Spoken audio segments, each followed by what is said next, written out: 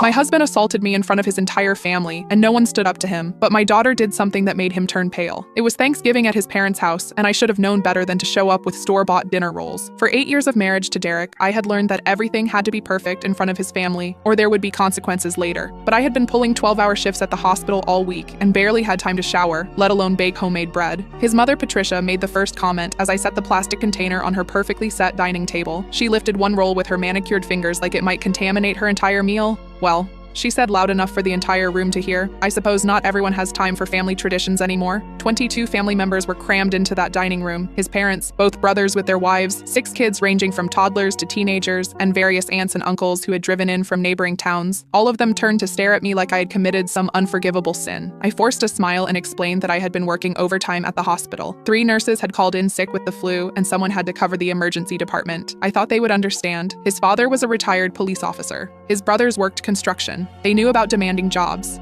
But Derek's face was already turning that familiar shade of red that meant trouble was coming. His jaw clenched the way it always did when he thought I had embarrassed him. The vein in his temple started throbbing. "You always have an excuse," he said loudly enough to cut through every conversation in the room. The football game on TV suddenly seemed too loud. Someone's fork clinked against their plate. One of the toddlers asked for more juice, but nobody moved to help him. All eyes were on us now. "I'm not making excuses," I said as calmly as I could manage. "I'm explaining why I didn't have time to bake this week." That's when he hit me. The slap echoed through the dining room like a gunshot. My cheek exploded in pain, and I could taste blood where my teeth had cut the inside of my lip. The force of it knocked me sideways, and I had to grab the back of a chair to keep from falling. Complete silence fell over the room. Not one person moved, not one person spoke. His father stared at his plate like it held the secrets of the universe. His mother suddenly developed an intense interest in folding and refolding her napkin. His brothers exchanged a quick glance, but immediately looked away. Even the children had gone completely quiet. "Don't you ever embarrass me like that again," Derek hissed through clenched teeth. That's when my 16-year-old daughter Chloe stood up from the kids' table in the corner. She had been living with us for 2 years since her father died in a motorcycle accident. Derek had never liked her, always complained that she was too mouthy, too independent, too much like me for his taste. She walked over slowly, deliberately, pulling her phone out of her back pocket as she moved. When she reached where Derek was standing, she held it up and aimed it directly at his face. "Smile," she said with the sweetest voice imaginable. "You're about to become very famous." Derek's angry red face drained to white so fast I thought he might pass out. His hands, which had been clenched into fists, started shaking. "What the hell are you talking about?" he demanded.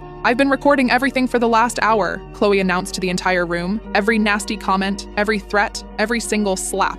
And guess what, Uncle Derek? It's already uploaded to 3 different cloud servers." She turned to face his entire family, who were now staring at her like she had grown a second head. "Did you all know that in this state, witnessing domestic violence and failing to report it when children are present can make you legal accessories to the crime?" Derek lunged forward to grab her phone, but Chloe stepped back smoothly, like she had been expecting exactly that reaction. "Too late," she said calmly. "It's already been automatically sent to 3 different people with instructions to release everything if something happens to me or Mom. I couldn't fit what happens next in this short video. Watch the rest down below."